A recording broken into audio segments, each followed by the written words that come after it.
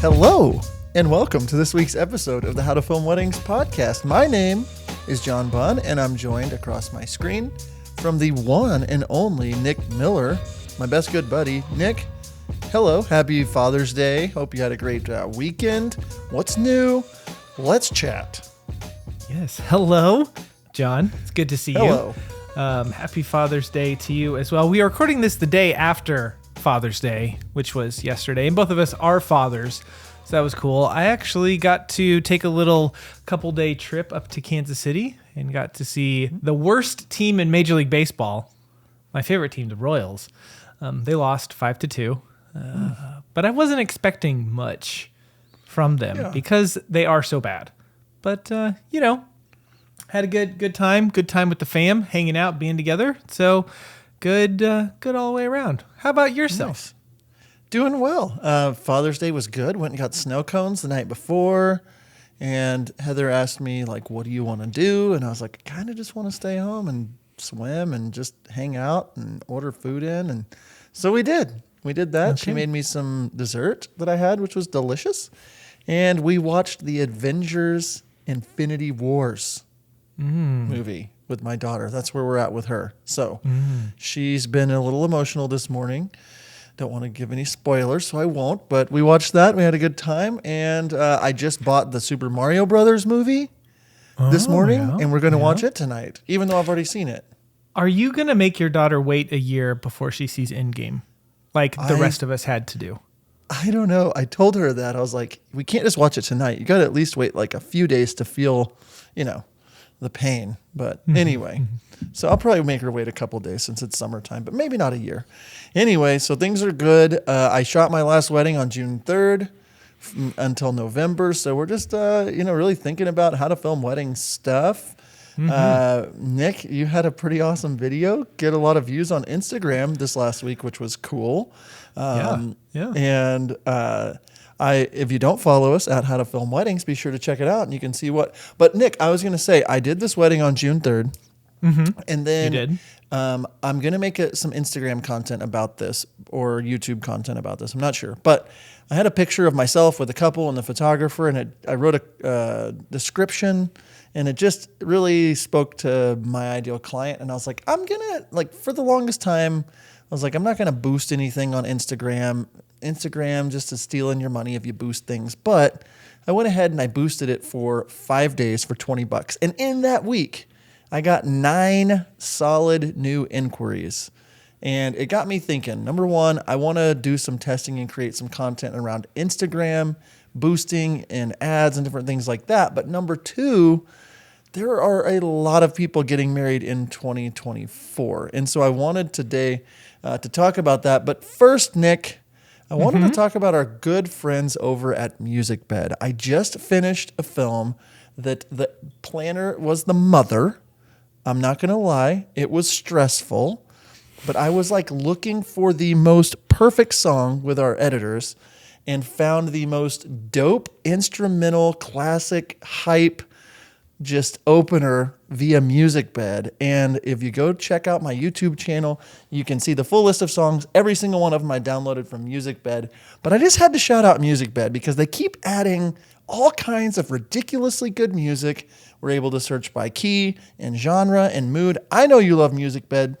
Nick, I just had to say it. I don't know if you want to say anything else about MusicBed, but I just had to say it because the film would not have been the same without that music. So yeah. MusicBed is my favorite. We have been using them exclusively since 2015 or something like that. So quite a while we've been using them exclusively, and they have the best selection of music for your wedding films. I know that we in our Facebook group gets lots of. It's weekly. What's the best site? What's the best site? And the answers are always these other sites work, but MusicBed is the best. I mean, that's really where it is. And if you are interested in creating a subscription today, use the promo code HTFW23 at checkout. Go to howtofilmweddings.com/musicbed. Use that promo at checkout, and we can get you 1 month free off of a year-long subscription. So we highly recommend MusicBed. Yeah, they're really good. Really cool. So, John, we wanted to jump in today in the podcast and kind of open the door and talk a little bit about 2024 and what's happening. I know there are so many people out there that 2023 hasn't really been their year. That kind of seems to be the thing. I know there are some anomalies out there or some things that are going on where there's some people like, I'm overbooked. I've booked way too many for 2023. But I think that those are the exception, not the rule for most people. And so we wanted to talk about specifically with your influx of inquiries that you've gotten over the last couple weeks, stuff that you should be thinking about and be considering when it comes to 2024 and bookings and what you should be thinking about and all that sort of stuff. Yeah. And as I was saying earlier, like I had a couple of posts really do well for me on my John Bunn Films Instagram, 20,000 views, 15,000 views, but started like boosting a post just to like see. And I'm not saying all of my inquiries came from that. I'd been getting a few 2024 inquiries over the last couple months, but it really started to pour in. And I was just sitting here thinking my mindset is like, oh my goodness, 2023 has been so bad. I'll take anything I can get in 2024. And I just want to have an episode where we kind of walk through like the fact that 2024 is coming. We need to be ready for it. But if you think about it, Nick, 2020, a global thing happened that shut everything down. It did? Yes. The old cough. And it was very serious, and we stayed home, and we didn't do very many weddings in 2020, and everybody pushed their weddings back, it seemed, to 2021, and especially into 2022. So we had like this crazy awesome 2022 as a whole, you know, as we're seeing other wedding filmmakers talk about, like 2022 was one of their best years. Then 2023 is here and coming around, and it's like, wait, where are all of the weddings? And so we started doing some digging, started doing some research, and a study that we found showed something that I thought was very interesting, and that is that the average American couple dates for 3.3 years before getting engaged. I started thinking about that, started thinking about talking with our friend Sam Jacobson, who also is friends with lots of photographers and planners, big names in the industry. And he's saying everybody is saying that their year is down in 2023, but picking back up in 2024. And as we started doing these research, these studies, we started realizing that in 2020 and in 2021, when most people would be meeting each other, starting to date, starting to get in relationships, that was kind of hindered by the global pandemic. And so you start to look and you say, oh, well, it makes sense that 2021 and 2022 were busy because all these weddings got jammed into, you know, an extra year of weddings got jammed into these 2 years. But you think about 2023 and just by percentages, 3 years after 2020, that's when people are starting to get engaged, as opposed to like they could, like the relationships weren't happening as much. You couldn't date like you usually could date. And so what we think is happening is that 2023 is a weird year because of the global pandemic and things are down. So anyway, I just wanted to throw that out there. If you're feeling like, what the heck has happened to me this year? What's going on? We're feeling it too. We've seen that across the board in our mastermind group and our Facebook group with other people, other vendors. So don't think that something is wrong with you. Think about what's going on the planet. So, Nick, 2024 is coming. I did get a lot of inquiries in the list last week, and it got us kind of thinking, how do we prepare for 2024? What does our mindset need to be? Where are you at with any of this? You know, I've kind of been talking for a bit here. Like, what's hitting you? How's 2023 been? And any thoughts on what your mindset is going into 2024? Yeah, so 2023, we're sitting at a total of 6 weddings, which is very intentional for where Jen and I are going in our business and what we're doing. I know John said that he's shooting 3 weddings this year, but that's also very intentional with what he's doing in his business and what we're doing. So we do want to say that we are kind of in a different spot than a lot of you listening out here in where we are with our businesses and what we are trying to do. And so we can throw out higher quotes and we can ask for more money because we are doing something a little bit differently where we really want to focus our time and energy on how to film weddings. And so we aren't trying to shoot as many weddings as other people. So if some of you are trying to do the same things that we're doing or that kind of, it might not work for you because what you're doing in your business is more than likely different than what we are doing in ours. So just want you to know that and understand that. We're at 6, which is intentional to do fewer, but also if it weren't for How to Film Weddings, I don't know where we would be and what I would be doing for being in that spot of trying to get bookings and seeing what's going on. Being ready for 2024. I think that I'm just kind of looking ahead. I have been getting a lot of 2024 inquiries, but again, because of How to Film Weddings, I'm being much more intentional about the types of bookings and what we're doing. And I pretty much want to do exclusively really cool destination travel weddings. And so if it's something that doesn't tick those boxes and get me excited about traveling to it and doing it, it's something that I'm probably going to hand off to someone else, recommend someone else, maybe a friend or something like that. So right now, I don't have any weddings for 2024, but I would say that it's over 70% of the inquiries that I've gotten in the past 3 months have been 2024 weddings.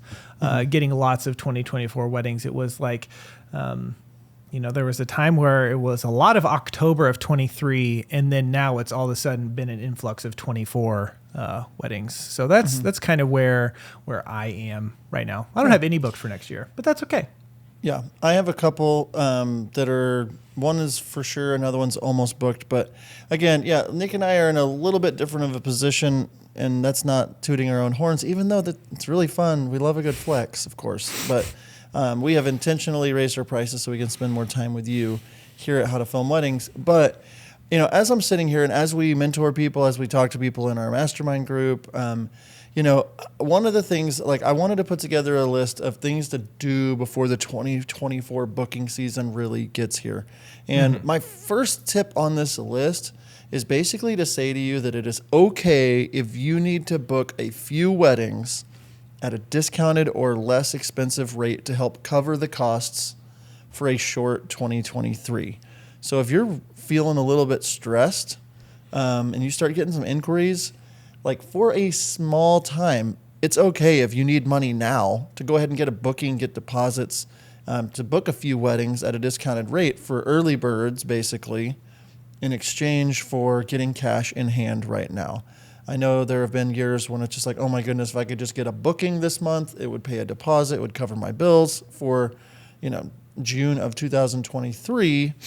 That way I'm good to go for, next year or whatever. But right now I need money. And so cash is oxygen. And sometimes you just need cash. And I would not recommend booking a ton of those weddings, but it's okay if you're hey, this is a good wedding. It fits the vibe that I'm going for, but I'm willing to give them a better rate just so we can get the booking on, get it on the books and get that deposit or to start to get some of those payments. Nick, what do you have to add to that? Yeah, I would agree. I think that one thing, and I don't know if I've said this. I know I've said it to John. I don't know if I've said it on our podcast, but I think that sometimes as educators, us and, some of the handful of us that do this kind of stuff, we have steered the industry into constantly raising your prices. You need to raise your prices. You need to raise your prices. And while we do believe that you should get paid for the quality of work that you do, constantly raising your prices might not always be what you should be doing with where you are in your business. And there's lots of factors into all of these things, right? Your location, how long you've been doing it, the quality of your work,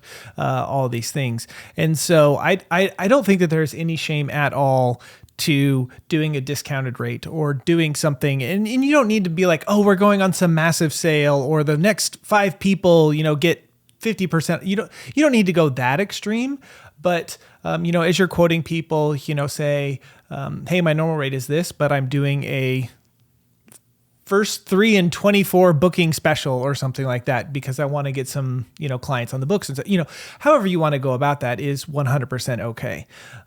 But again, we're going to get in this next one. Don't overcommit to those discounted rates because then you could really kick yourself in the pants, later on next year. I did want to bring up something. If you're in some dire straits, one thing that I did a few years ago, this was like 2018, somewhere in there, when I kind of had some money issues and I didn't have that oxygen to run my business, was I actually reached out to a couples and I said, hey, I'm running a deal right now. If you pay your balance in full today, I will give you a 10% discount off of the balance or something, so I could get money in my bank account like right now today because I was short. And so I wouldn't necessarily, I think I did that for 2 couples. And I was also intentional about asking people that booked bigger packages so that I could get a bigger payday today. And that helped me get afloat for a couple of months. So if you are in a spot where you need money now and, just inquiries aren't coming in, but you have some bookings, that is something that you could consider to help you out for the short term. Yeah, I've had to do that plenty of times where I'm going through and looking and saying, hey, reach out to a couple just so you know, hey, I'm running a special on if you want to add extra coverage, it's 50% off. Or I'm, stuff like that with your currently booked couples, or looking back and saying, hey, 2022 couples, 2021 couples, is there anything else I can sell them? So that's kind of not off topic, adjacent and important. But you did touch on, it's like, it's okay to, we do talk about raise your prices, and also, you have to know what's going on in the market. I don't know if you've noticed, especially in the States, things are weird, things are down, and you can't just be like, I'm Superman, I can always just raise my prices. You might have to lower them for a season. You might have to lower them until you get enough bookings so you can get food on the table. So every business is different, and just because you hear me or Nick or any educator say, raise your prices, you have to do what's right for you. So it is okay if you need to book a few weddings at a discounted rate or reach out to previous couples or current couples. That's totally fine. But I want to caution you, and you mentioned this, Nick, just for a sec, but the number 2 thing on the list is don't freak out and just start booking a ton of couples at a low price just because 2023 was bad. So you're in this mindset when your oxygen, your cash in your business is low, sometimes you start to make bad decisions. Yeah. You get low on oxygen, you start freaking out a little bit. I don't know if you know, but you start doing anything and everything you can to get that oxygen. And so if you start freaking out and say, all of our 2023 packages are half price, and you book out your whole season at half price, 6 months from now, you're going to be really bummed that you did that. And so don't freak out. Look at those numbers, and we're going to talk about that in a sec, but don't freak out and just start booking a ton of weddings. Think about it and say, what do I need to do to get me to be afloat now if I need that? How can I make sure that the bases are covered for me in 2024? And think longer term. Don't just be in this moment with no oxygen. Pretend you have oxygen right now and try to make decisions based on that. Nick? Yeah, definitely. Because like we're saying, you're going to kick yourself in the pants. If you've been doing this for quite a few years, this is one of those things where when you start out in this industry, typically, year 1 or year 2, you crazy overbook yourself because your price point is in where a lot more people can afford you. And you might, if you're sitting here in year 5 or 6, you might look back and be like, oh, I remember year 3 when I did 40 weddings because I was only charging $1,500 a wedding, fill in the blank. And you can remember what that's like. And then you were doing way too much work for not enough money. You got to that point. So open your little mind treasure. I don't know what I'm saying right there. I was gonna say something. Open your mind memory bank. I don't know. Open your mind treasure. Your mind treasure. Open your mind treasure. That's what it sounded like you were saying. Well, that's for some reason that's where I was going, and that's definitely not where I should have gone. But open your mind treasures. Just do it. Remember what it was like to be overbooked. And if you've never been in that situation where you've been overbooked, congratulations. Hopefully that you can stay in that spot. But a lot of us have been in that spot, and it's not a fun place to be in. It's really hard to dig out of that hole once you get in there. So don't freak out, and don't do bad business practices just because things are not going well for you right now. I think that's what did I say? What did I do? Nothing. I'm just laughing at the Mind Treasures. I'm just hoping somebody makes a graphic or something or tags us with Mind Treasures. I don't know. It's true. Open those Mind Treasures.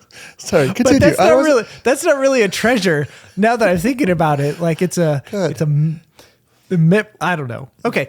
You know what, guys? We've been kind of going off the rails here for about 30 seconds. So we're going to go to break, and I'm going to get us back on the rails and back on the track so we can continue to talk about things that you should be thinking about in 2024.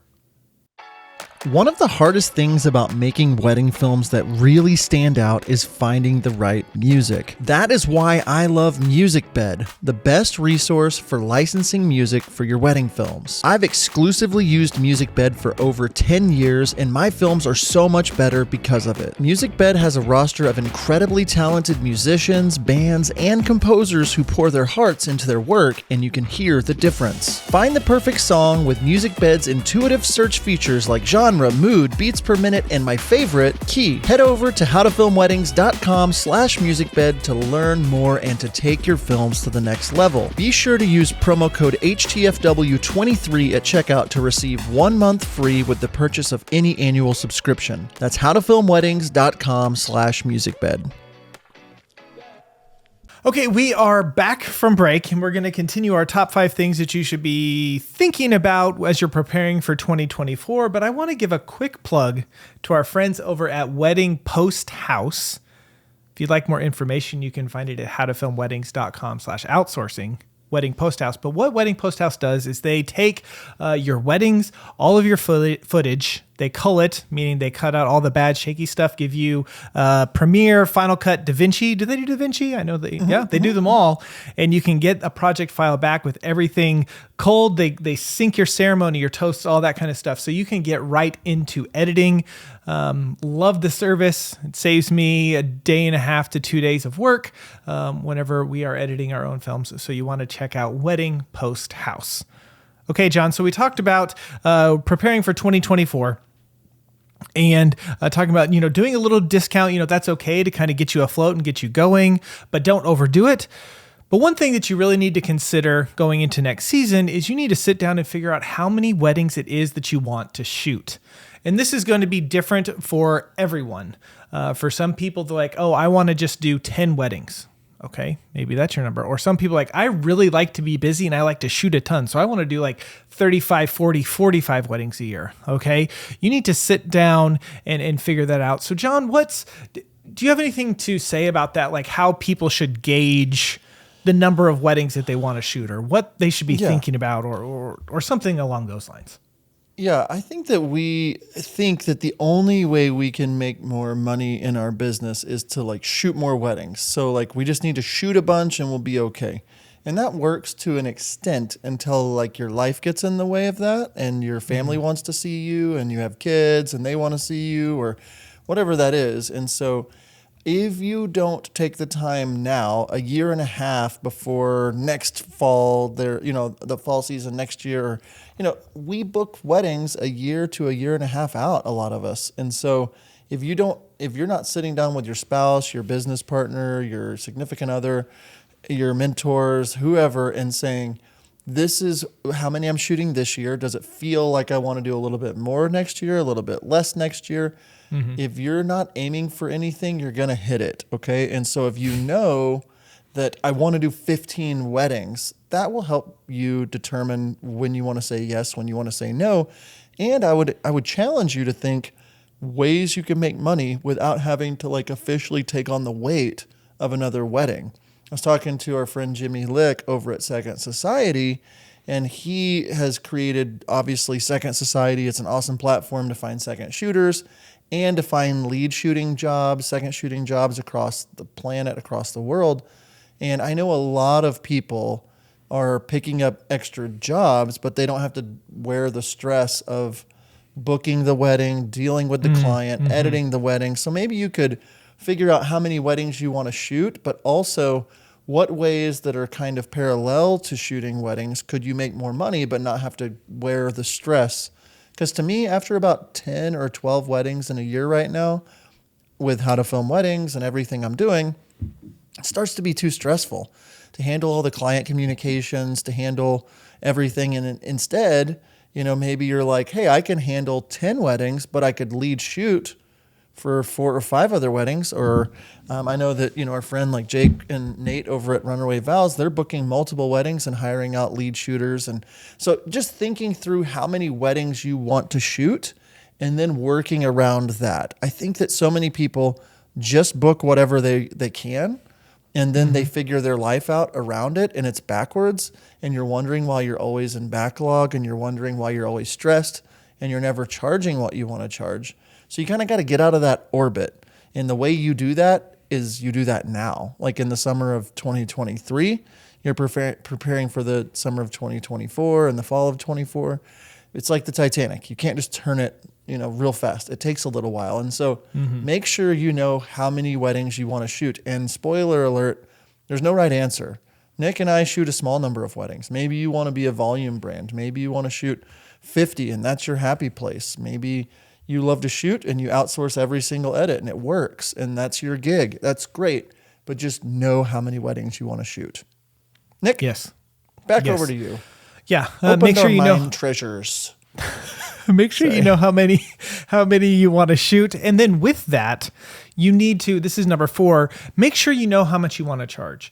Kind of the idea is kind of figuring all this out is number 1, how much money do you want to make in a year? And this goes into knowing your numbers, and most creative professionals are terrible at this, knowing your numbers. There are a few that are good at, accounting and the A-type people, but there are a lot of people that just, I don't know, I just willy-nilly, I just kind of do what I do and I make money. And so you need to sit down and know your numbers. What is your absolute basic cost of living that you need to survive in the world? Okay, so if that's $60,000, we're just going to say 60,000, and from that 60,000 that you can make in your business, you can pay your taxes, you can do insurance, you can live your life with $60,000. And then you say, okay, I only want to shoot 20 weddings. So now, how much do I need to charge? Well, that's $3,000 that I need to charge at 20 weddings to make the 60,000 a year. Okay, that's what I need to do. And so, I think a lot of us, when it comes to pricing and it comes to those things, we're just kind of, $24.95 sounds good. $34.95, $16,000. These numbers, they sound good, and you just kind of throw them out there, but there isn't necessarily a rhyme or reason.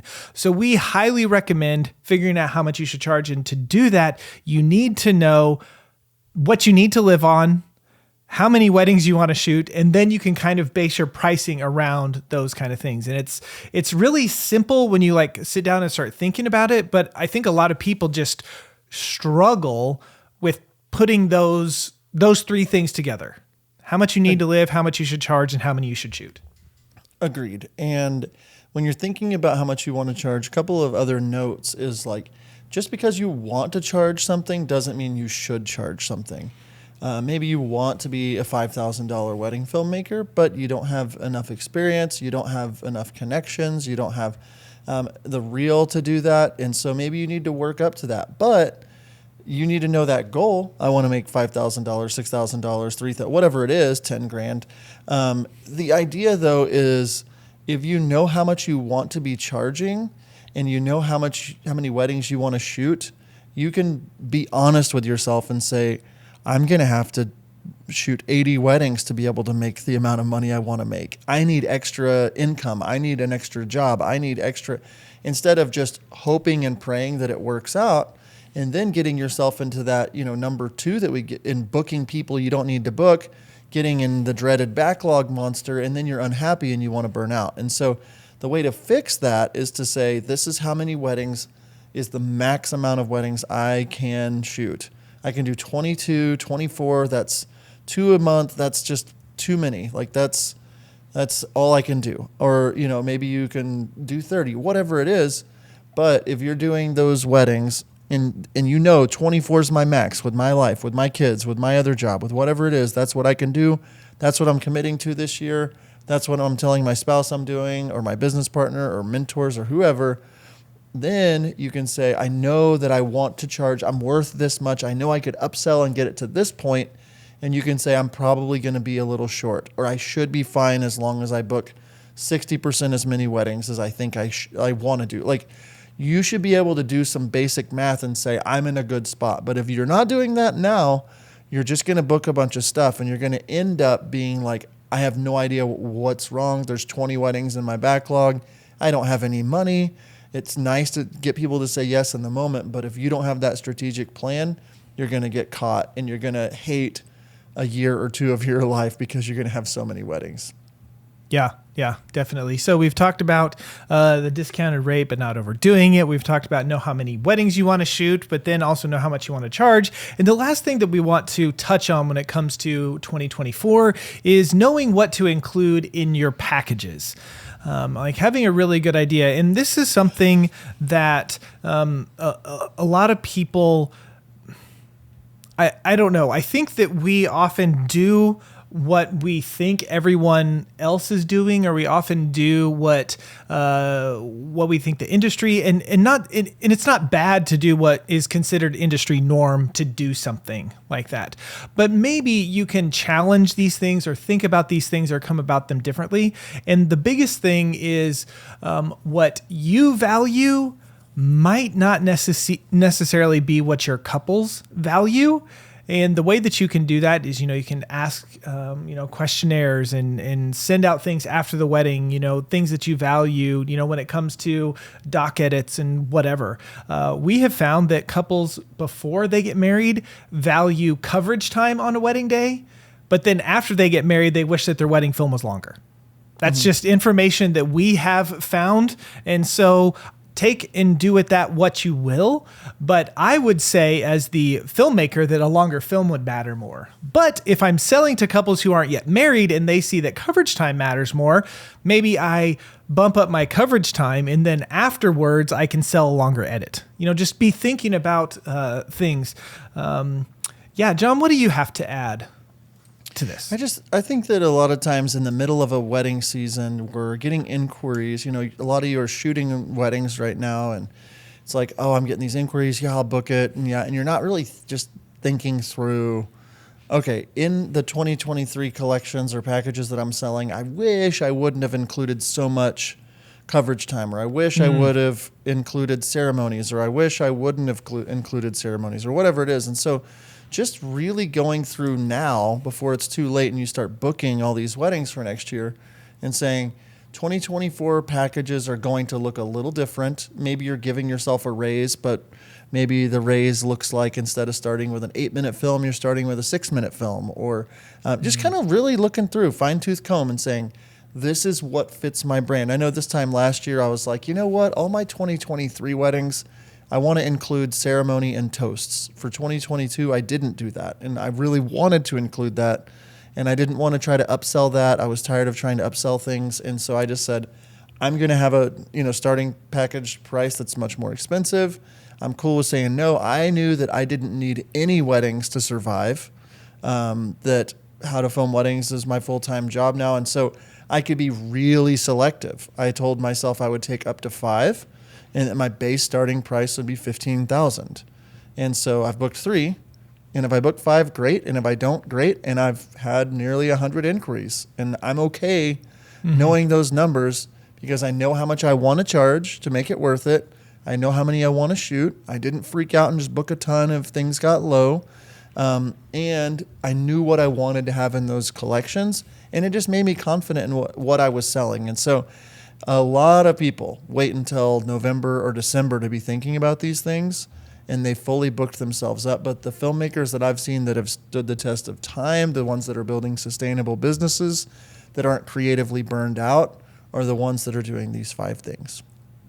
Yeah. And another thing that I want to add, knowing what to include in your packages, is as John was talking about, those sort of things, is sometimes you can give yourself a raise by simply removing stuff from your collections, right? So, maybe if ceremony edits is just something that is taking you a lot of time, or it outsource it, whatever, just keep your package the same, but remove that edit from your collection or something. So now you're charging the same amount, but you're actually making more money because now you have that hour of time that you spent putting that ceremony doc edit. Now that's an a la carte item. So if someone wants it, you're going to make $3, $4, $5, $1,000 more for that specific edit. And so just think of things that you can do with your collections that are just a little bit different. And again, this depends where you are. We've both John and I have tried everything where it's kind of a la carting stuff, where we sell afterwards, where they're included, they're not included, all sorts of things. And so, but if you're thinking through some of this stuff and just getting prepared for it, and be mindful now as you're getting inquiries so that you're not promising something that you wish that you wouldn't have had in 6 months or vice versa or something like that. So 2024 is coming, John. And I think that I'm hopeful that for a lot of people, it's going to be a very, that we're going to look back and say, oh, 2023, that was just a weird year, right? Like that was weird. And that's kind of the footnote that will go down in history books, is my hope. Yeah, I feel like we've kind of weathered the storm, and people that are still, pushing and have paid attention, to these kinds of things are the ones that are going to be even more successful and even more, have more grit for 2024, and just like you have weathered the storm. And so I just wanted to give you permission to say, whoa, this year's been a little bit wonky. We've made it through half of it. We're not trying to just wish the rest of it away, but things are looking up and people are getting engaged, and we can do this. That's what How to Film Weddings is all about, being there for you, elevating the industry. So hopefully something here today has kind of struck a chord with you of like, oh, I do need to be paying attention to these things. I did want to mention before we headed out today, Nick, our Facebook community. If you're not part of our Facebook group, be sure to search the How to Film Weddings group on Facebook. It's a great place for community. A lot of people asking questions in there. We're in there answering questions. It's just a great place to see what other wedding filmmakers are up to. We do wedding film reviews throughout the week where you can drop links, and there's all kinds of stuff going on in there. A lot of you, 15,000 of you are in there. So there's a lot of you in there, but maybe you haven't ever joined or anything, and maybe you're struggling this year. That's a great place to reach out and connect. So I wanted to say that before we hopped off on today's call. Nick, anything you want to add before landing this plane? No, I don't. I don't think I have anything else to add. Just again, the year is weird, but keep on going. And we know that running a small business is difficult and can be challenging, and has all sorts of different things about that that traditional 9-to-5 jobs don't have. So keep it up, and we believe in you. We do. I think that sounded really cheesy. I didn't mean it to sound cheesy. I was. It was okay. It was all right. Okay. I think you so. can finish. You can wrap us up. Okay. You can land the plane. Everyone, have a great week. Thanks for tuning in. Be sure to check us out over on the gram at How to Film Weddings. Maybe you'll see Nick's beardy beard on there, or me trying to look cool with a backwards cap, something like that. But check us out over on the gram at How to Film Weddings. Thank you for tuning in, and until next time, we shall see you. See ya.